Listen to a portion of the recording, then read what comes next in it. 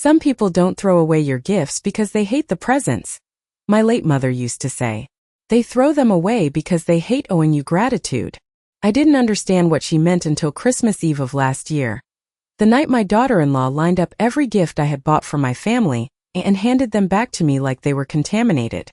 I had spent 3 weeks preparing that Christmas dinner. At 67 years old, I still climbed ladders to hang lights across the porch of the colonial house my husband and I bought back in 1984. I still bake 6 kinds of cookies from scratch because my grandkids liked Grandma's real cookies better than store ones. I still wrapped every gift in matching gold paper with handwritten tags because details mattered to me. Family mattered to me. By the time Christmas Eve arrived, the house smelled like cinnamon, roasted turkey, and pine needles from the 12-foot tree standing beside the fireplace.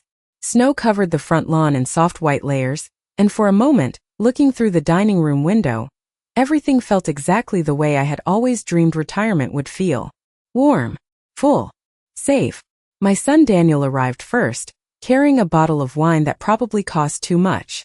He kissed my cheek distractedly while checking a message on his phone. Behind him came Megan in a cream-colored wool coat, holding my youngest granddaughter's hand. The children ran inside laughing, their boots squeaking across the hardwood floors while Christmas music played softly from the kitchen speaker. "Mom, the house looks amazing," Daniel said automatically, the same way people compliment hotel lobbies. Megan smiled too, but her smile never quite reached her eyes anymore. I notice things like that now. Little changes. Tiny distances. She hugged me lightly with one arm, careful not to wrinkle her coat. "You really went all out this year," she said. I laughed and told her Christmas only came once a year. What I didn't say was that I had spent over $8,000 making the evening special. Gifts for everyone. New bikes for the grandchildren. A leather briefcase Daniel once mentioned wanting 6 months ago. Diamond earrings for Megan that I absolutely could not afford but bought anyway because she admired them in a jewelry store window last spring. I wanted everyone to feel loved inside this house. Maybe too loved. Dinner started beautifully. Candles flickered across the long oak table while snow fell outside in slow drifting waves. The grandchildren argued over marshmallows in their hot chocolate. Daniel carved the turkey, and for one fragile hour, I let myself believe everything was normal. Then came the presents. The children rushed toward the tree while I handed out wrapped boxes one by one. But before anyone opened a single gift, Megan stood up. "Actually," she said calmly, brushing invisible lint from her sleeve, "before we do this, I think we need to clear something up." The room went silent so quickly I could hear the clock ticking above the fireplace. Megan walked toward the tree and began gathering the presents I had carefully wrapped for her family. One by one. Slowly. Deliberately. Then she carried them across the room and placed them directly at my feet. "We don't want gifts that come with emotional strings attached," she said. "You pretend to be kind just to control us." Nobody moved. The grandchildren stared at the pile of gifts near my shoes, confused in the way only children can be when adults suddenly stop pretending. Daniel lowered the carving knife onto the cutting board with a quiet clink but still said nothing. I remember looking at him, waiting for him to laugh awkwardly and tell Megan she was being ridiculous. Waiting for my son to defend me the way I had defended him his entire life. But he never looked up. Megan folded her arms across her chest like someone preparing for a difficult but necessary conversation. "We have talked about this for a long time," she continued calmly. "Every holiday becomes a performance where you spend money, so everyone feels guilty saying no to you later." My face grew hot so quickly I thought I might faint. "Megan," I whispered, trying to smile because surely this had to be some terrible misunderstanding. "They are Christmas presents." "Exactly," she replied. "Everything is always presented as generosity, but there is always pressure underneath it." The room became painfully still. Even the children sensed something was wrong and slowly backed away from the tree. My oldest granddaughter, Sophie, held the small velvet jewelry box I had bought for her and looked at her mother uncertainly. "Mom," she asked softly. Megan reached down and took the box from her hands before placing it on top of the growing pile beside me. "Not this year, sweetheart." I felt something crack quietly inside my chest. Not loudly. Not dramatically. Just a tiny clean break somewhere deep enough that nobody else could hear it. "Pressure." I repeated slowly. "I never asked for anything in return." Megan gave a small humorless laugh. You do not have to ask directly. That is how manipulation works. Daniel finally spoke then, but not the way I hoped. Maybe we should all calm down, he muttered while rubbing the back of his neck. Calm down. As though I had caused the scene. As though I had walked into my own dining room and accused someone of weaponizing kindness. I looked around the table at the people I had cooked for, babysat for, loaned money to, prayed for. The same people who called me first whenever a car payment was late or a child had the flu or daycare costs became too expensive. 6 years earlier, when Daniel lost his job during company downsizing, I paid their mortgage for 4 months without telling a single soul. When Megan needed surgery after her second pregnancy, I slept on their living room couch for 2 weeks helping with the children overnight. I never kept score because mothers are not supposed to keep score. But standing there beside those rejected gifts, I realized something painful. Other people still do. Megan stepped closer to Daniel now, almost triumphant in her calmness. We are trying to teach the kids healthy boundaries, she explained. They need to know love is not bought. Bought. The word landed harder than anything else she had said. I looked down at the tiny mountain of wrapped presents near my feet. The bicycles hidden in the garage. The winter coats upstairs. The envelopes with college savings bonds inside. Suddenly the entire room looked foolish to me. Not festive. Not warm. Just expensive. I swallowed carefully and glanced at Daniel one last time. Do you agree with her? I asked quietly. He hesitated only 2 seconds, but sometimes 2 seconds can destroy 40 years of motherhood. I think, he said slowly, maybe we all depend on you too much. There it was. Not gratitude. Not love. Dependence. Obligation. Resentment carefully disguised as independence. And in that moment, while the Christmas lights reflected softly against the windows and snow kept falling outside like nothing had changed, I realized my family no longer saw me as a mother. They saw me as a wallet with feelings. I do not remember standing up from the dining room table. I only remember carrying the pile of gifts in my arms while everyone watched me in silence. The wrapping paper crinkled against my sweater as I walked toward the hallway closet, each step strangely calm, almost detached, like I was watching another woman move through my house instead of myself. Behind me, nobody stopped me. Nobody apologized. I placed every gift carefully onto the closet shelf beside old board games and winter blankets, then closed the door softly. When I turned back around, Megan was whispering something to Daniel near the kitchen island, while the children stared at the floor. The Christmas music was still playing in the background, cheerful and completely absurd now. Frank Sinatra singing about the most wonderful time of the year, while my family sat in the wreckage of something I had spent decades building. Dinner is getting cold, I said quietly. My own voice surprised me. It sounded steady. Empty but steady. Megan blinked like she had expected tears or yelling. Evelyn, we are just trying to be honest with you, she said. Honest. Such a clean word for such an ugly moment. I nodded once and walked back to the table. Plates of food sat untouched beneath the candlelight. I picked up the serving spoon and placed mashed potatoes onto Sophie's plate because children should still eat dinner even when adults ruin holidays. Nobody spoke much after that. Daniel kept drinking wine too quickly. Megan sat stiffly with the expression people wear when they believe they have done something brave. The grandchildren barely touched their food. Every few minutes, one of them glanced nervously toward the hallway closet where the presents now sat hidden away like evidence of a crime. Halfway through dinner, Megan started talking again, almost as if she could not tolerate silence.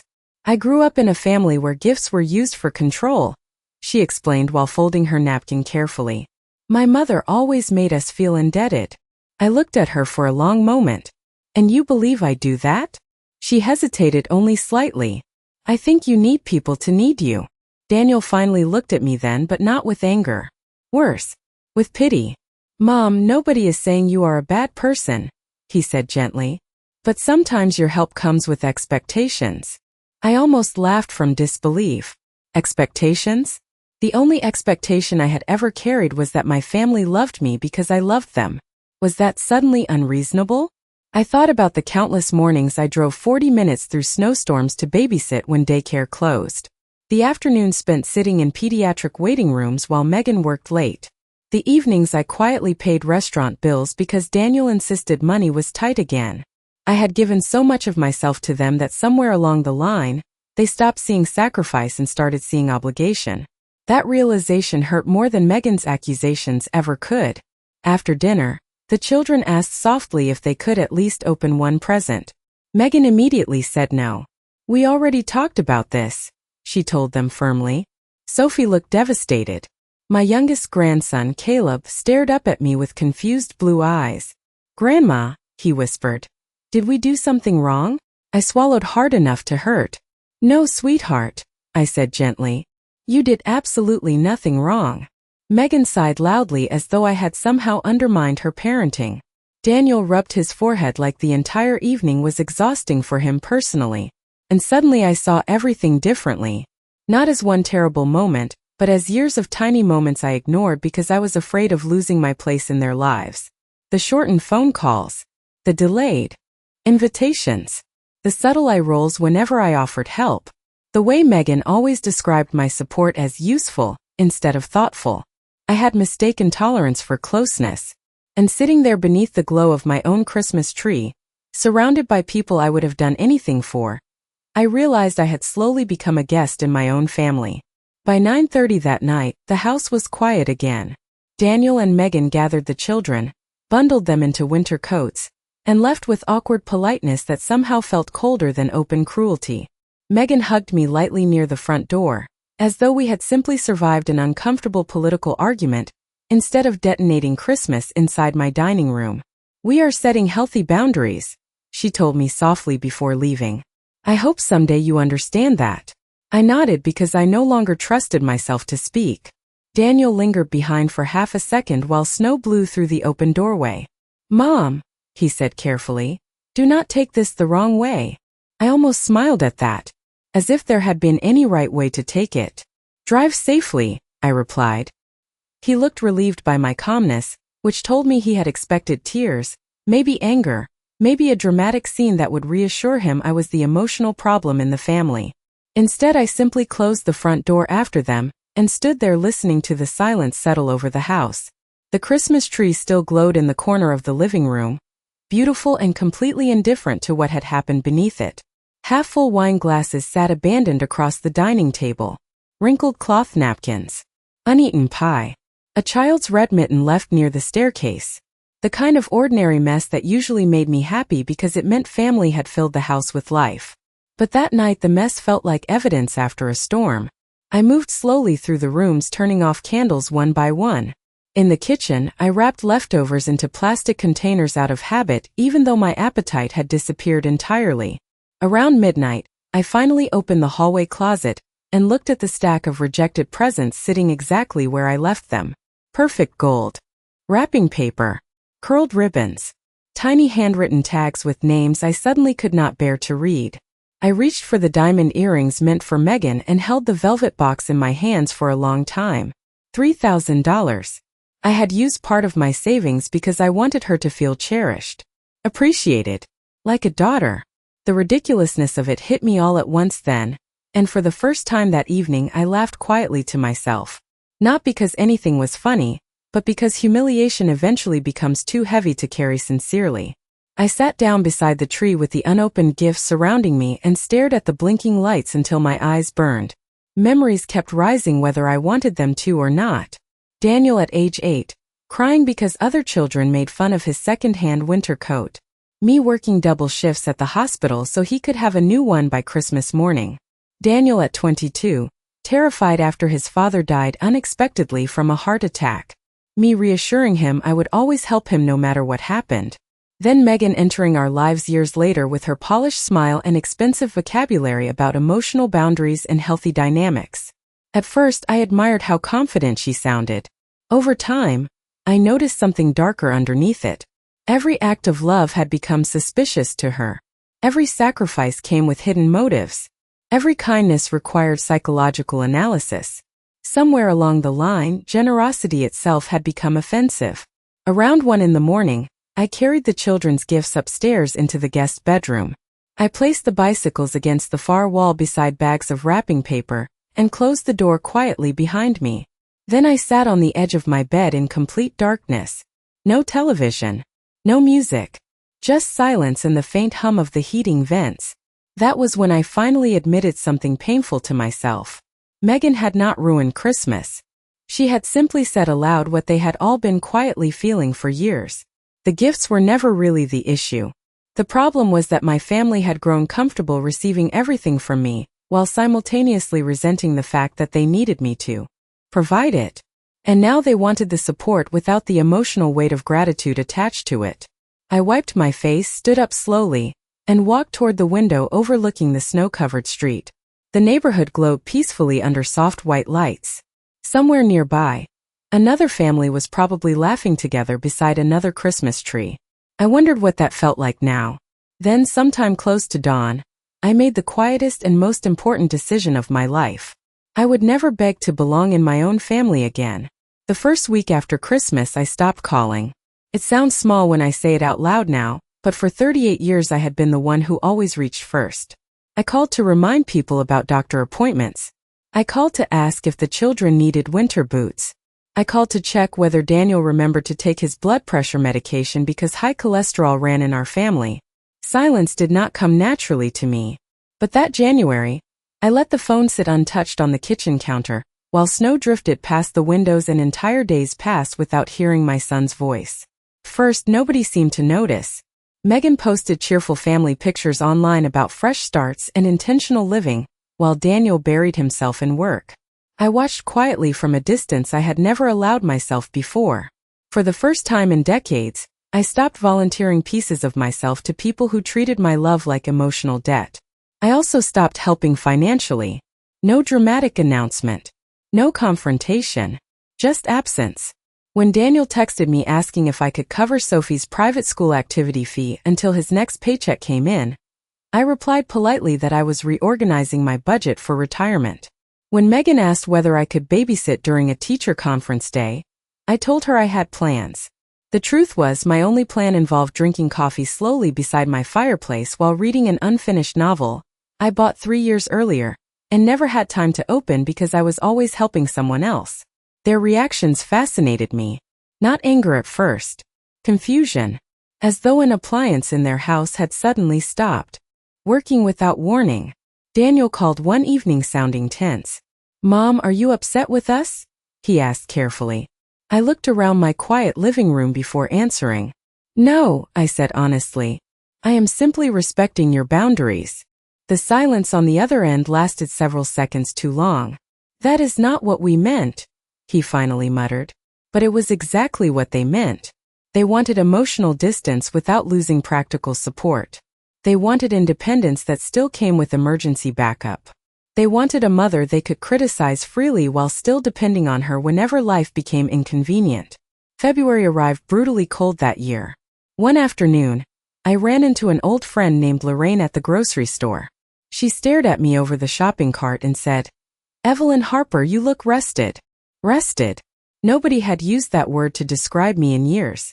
We ended up drinking coffee together at a small cafe downtown, and somewhere between discussing arthritis medication commercials and rising property taxes, I realized something startling.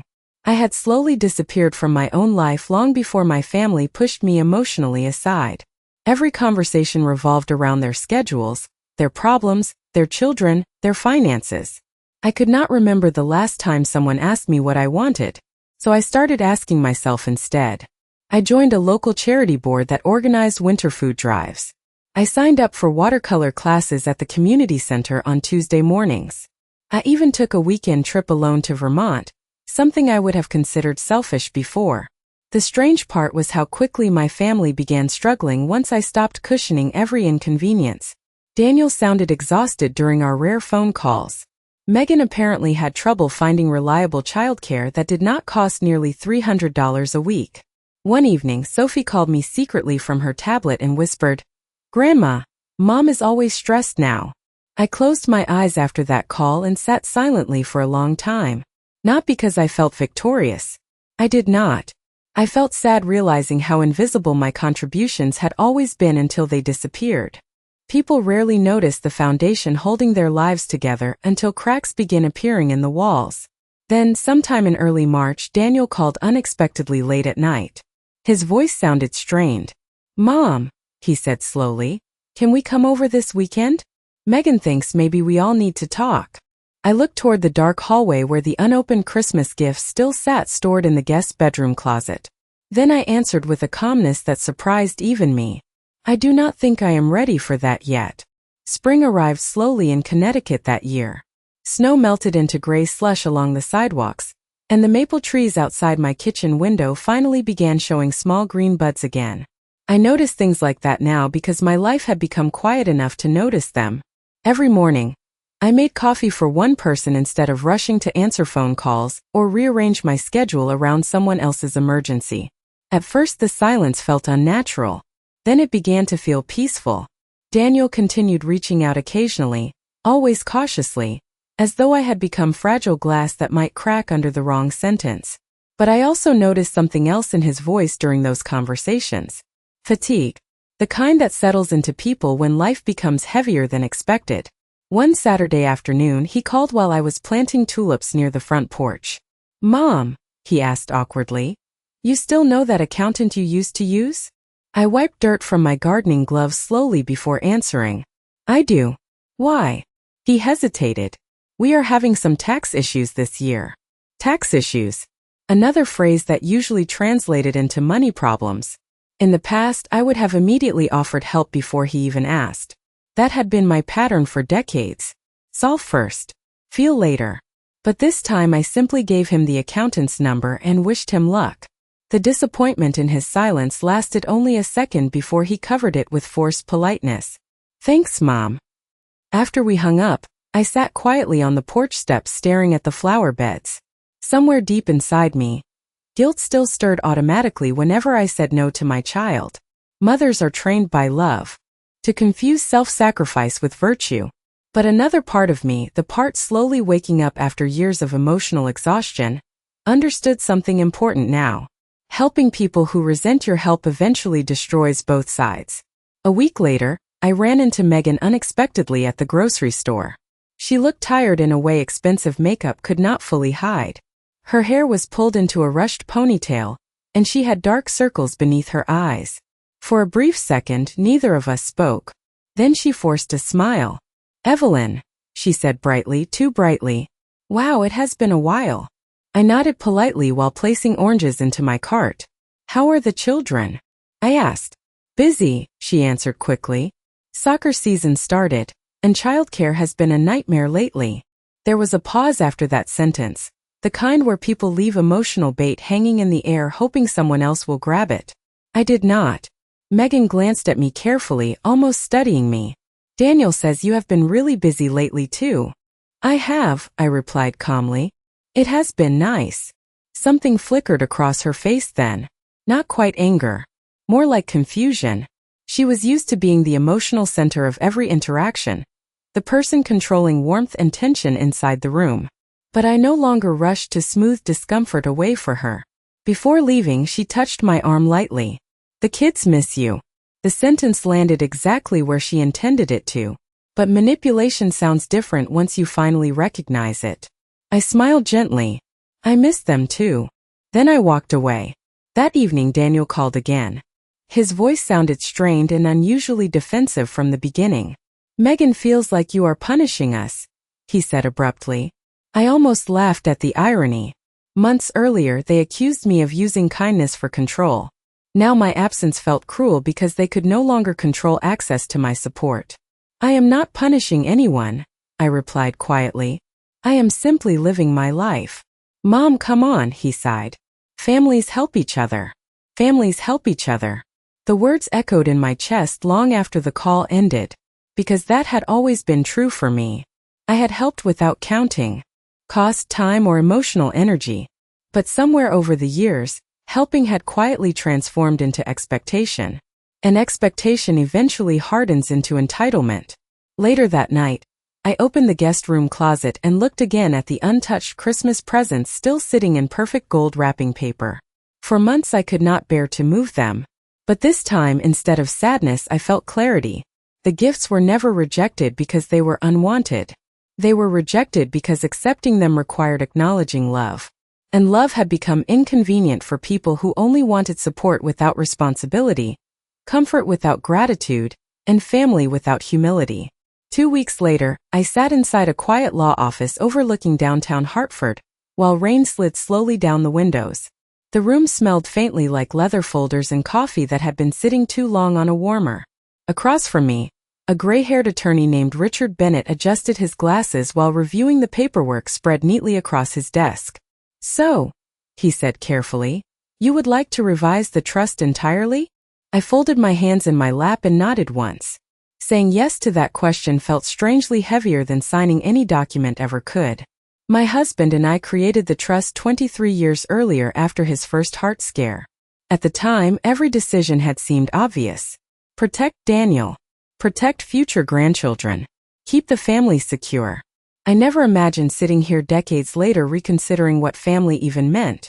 Richard studied me for a moment with the quiet patience of someone who had probably witnessed every version of inheritance drama imaginable.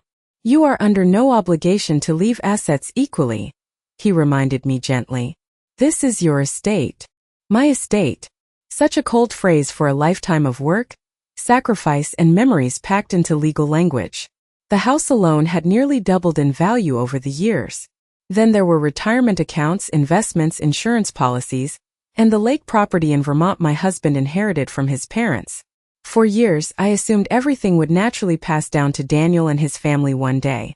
But assumptions become dangerous when gratitude disappears. "I still want the children protected," I said quietly. "Especially college funds." Richard nodded and made notes. We spent nearly 2 hours restructuring everything. Educational trusts for Sophie and Caleb that nobody could misuse. Donations allocated to the animal rescue organization I recently began volunteering with. A significant amount designated for a local church outreach program, helping elderly widows living alone. When Richard asked whether I wanted direct access removed from Daniel and Megan entirely, I hesitated only briefly before answering yes. Not because I wanted revenge. The truth was much simpler and sadder than that. I no longer trusted people who viewed generosity as manipulation to suddenly handle inheritance with respect. As I signed the final documents, an unexpected calm settled over me. For the first time in years, my financial decisions reflected clarity instead of guilt. I drove home afterward through steady spring rain feeling lighter than I should have felt after making such enormous changes. But freedom often arrives disguised as loss. 3 days later, my sister-in-law Patricia called me sounding unusually nervous. "Evelyn," she began carefully, "I think Megan heard about the trust changes." I stopped watering the flowers on my kitchen windowsill. "How?" Patricia sighed. "Richard Bennett's wife plays bridge with Megan's mother." Of course she did. In wealthy suburban towns, secrets rarely stay buried for long. That evening my phone rang 6 separate times. Daniel. Then Megan. Then Daniel again. I let every call go to voicemail while continuing to make dinner for myself. Lemon chicken. Roasted asparagus. A glass of white wine beside the stove. Small peaceful things that once would have been interrupted by someone else's crisis. Finally, around 9 o'clock, Megan left a voicemail that shifted something permanently inside me. Her voice sounded controlled at first, but panic leaked underneath every word. "Evelyn, I really think we need to clear up some misunderstandings," she said quickly. "The children are confused, Daniel is stressed, and honestly this whole situation has gone way too far. Gone too far. Not when they humiliated me publicly at Christmas. Not when they accused me of emotional manipulation after years of support. No, apparently things only went too far once money and access became uncertain." I replayed the voicemail twice while sitting alone in my quiet living room. Then I deleted it. The next morning, Daniel appeared unexpectedly at my front door. He looked exhausted, older somehow, his shoulders tense beneath a wrinkled blue dress shirt. For a moment neither of us spoke. Then his eyes drifted toward the hallway inside my house, toward the familiar rooms where he grew up, where birthday parties and Christmas mornings and family dinners once felt uncomplicated. "Mom," he said softly, "why are you doing this?" I looked at my son carefully, truly carefully, maybe for the first time in years, and I realized something heartbreaking. He still believed my boundaries required justification, while theirs had always been presented as wisdom. Daniel stood at my front door for almost a full minute without speaking. Rain from earlier in the day had stopped, but the air outside was still heavy and damp, carrying that unsettled feeling that comes after storms. He finally stepped inside when I moved aside, though he hesitated as if he was no longer sure he belonged in my home. I closed the door quietly behind him. "Mom," he said again, slower this time, "we need to talk about what you are doing with the trust." I walked past him into the kitchen and poured myself a glass of water before answering. My hands were steady. That surprised me. "What exactly do you think I am doing?" I asked. He followed me, stopping near the kitchen island where he used to sit as a teenager doing homework while I cooked dinner. "Megan is upset," he said carefully. "The way everything was changed. It feels like you are cutting us out." Cutting us out. The phrase carried so much assumption it almost made me tired. I turned to face him fully. "Daniel," I said quietly, "for years I have supported this family in every way I could. Financially, emotionally, practically. I never asked for repayment. I never kept score. But I also never imagined that kindness would eventually be treated as manipulation." He looked down at the counter instead of meeting my eyes. "That is not what Megan meant," he said. I almost smiled at that. Even now, he filtered everything through her interpretation. "Then what did she mean at Christmas?" I asked softly. He hesitated. Silence again. The same silence that had spoken louder than words in that dining room months earlier. "She felt uncomfortable," he finally said. "That is all." Uncomfortable. I nodded slowly, absorbing the word. "I understand," I replied. "But discomfort is not the same as injustice." That made him look up. There was frustration in his face now, but also something else underneath it. Fear maybe. Not fear of me, but fear of losing stability he had always assumed would be permanent. "Mom, we are not trying to hurt you," he said quickly. "We just think everything has become complicated." Complicated. Another soft word used to soften avoidance. I walked to the living room and gestured for him to sit. He did, but he sat on the edge of the couch like a guest instead of a son coming home. "Let me ask you something," I said. "If I had never helped you financially, would you still be asking me to leave everything equally to you?" He did not answer immediately. That silence told me more than anything he could have said. "This is not about money," he finally said, but his voice lacked conviction. I nodded again slowly. "Then it should not matter what I decide." He rubbed his forehead, clearly struggling. "Megan thinks you are trying to punish us for setting boundaries." There it was again. Boundaries. A word that had begun to replace gratitude in their vocabulary. I looked at my son for a long moment. This was the same boy I once held through nightmares, the same man I helped rebuild after loss. And yet, in this moment, he sounded like a stranger defending a narrative I did not recognize. "I am not punishing anyone," I said gently. "I am simply no longer participating in a relationship where my value is measured only by what I provide." The room fell quiet again. Outside, a car passed slowly through the neighborhood, tires humming against wet pavement. Daniel finally exhaled. "So, what happens now?" he asked. I looked toward the window where spring light filtered through the glass. "Now," I said calmly, "you decide whether you want a mother or a provider. Because I can no longer be both on demand." For the first time since he arrived, he did not have an immediate response. And in that silence I saw the truth beginning to settle between us. Uncomfortable but unavoidable. The last time Daniel left my house he did not hug me. He stood on my porch for a moment, looking at the street as if searching for the version of life where everything still made sense. Then he simply said, "I will talk to Megan," and walked back to his car. I watched him drive away slowly, brake lights glowing red against the damp pavement, until the street became empty again. After that day, the phone calls stopped for a while. Not immediately, but gradually, like a tide pulling back from the shore. No more late evening questions about bills. No more urgent requests for help with school fees or childcare. The absence should have felt painful. Instead, it felt like space I did not realize I had been suffocating inside. I filled that space quietly. Morning walks along the river near my neighborhood. Volunteer shifts at the food pantry where nobody expected me to solve their problems, only to serve warm meals and listen if I wanted to. Tuesday watercolor classes where I learned I was terrible at painting but surprisingly patient with myself.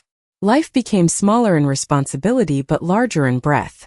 Spring fully arrived by April. The trees along my street turned bright green, and neighbors began opening windows again, letting music and laughter drift outside. One afternoon, I was trimming roses in my garden when I heard footsteps behind me. Megan stood at the edge of my yard holding a small paper bag. She looked different than I remembered. Not softer, not harsher, just tired in a way that no amount of control or confidence could fully disguise. "Hi," she said carefully. I nodded politely and continued trimming the roses. "The children wanted you to have this," she added, holding out the bag. Inside were handmade cards, crayon drawings, a lopsided heart from Sophie that said, "I miss you, Grandma." I held the cards for a long moment before speaking. "They are beautiful," I said honestly. Megan shifted her weight. "We have been trying to adjust," she said. "Things have been harder without your help." I placed the cards gently on the garden table beside me. "I am glad the children are well," I replied. There was a pause. She looked around my yard, noticing the flowers, the neat rows I had planted myself, the quiet order that now surrounded me. "Daniel wants to fix things," she said finally. I looked at her then. Really looked. Not as an opponent. Not as a daughter-in-law. Just as another woman trying to hold her life together in the only way she knew how. "Fix what exactly?" I asked calmly. She hesitated. "Us," she admitted. I nodded slowly. "Relationships are not something you fix like broken furniture," I said. "They are something you choose how to continue." Her expression tightened slightly, but she did not argue. For the first time there was no accusation in her voice, only uncertainty. "Do you miss us?" she asked quietly. The question was simpler than everything that came before it. I looked down at the roses in my hands, at the thorns carefully avoiding my skin, at the life I had rebuilt one small decision at a time. "Yes," I said softly, "but I no longer miss who I became when I was trying too hard to keep you." Megan swallowed hard. She did not respond immediately. Instead, she placed her hand briefly on the edge of the table, as if unsure whether to stay or leave. Then she nodded once and turned away. I watched her walk back down the driveway, the same way Daniel had walked away months earlier. But this time I did not feel abandoned. I felt aware. Aware that love without respect slowly becomes exhaustion. Aware that family without boundaries becomes obligation. And aware that sometimes, the most honest form of love is stepping back far enough for everyone to finally see each other clearly. I returned to my roses, adjusted the soil gently around their roots, and continued gardening as the afternoon sun settled warm across my hands.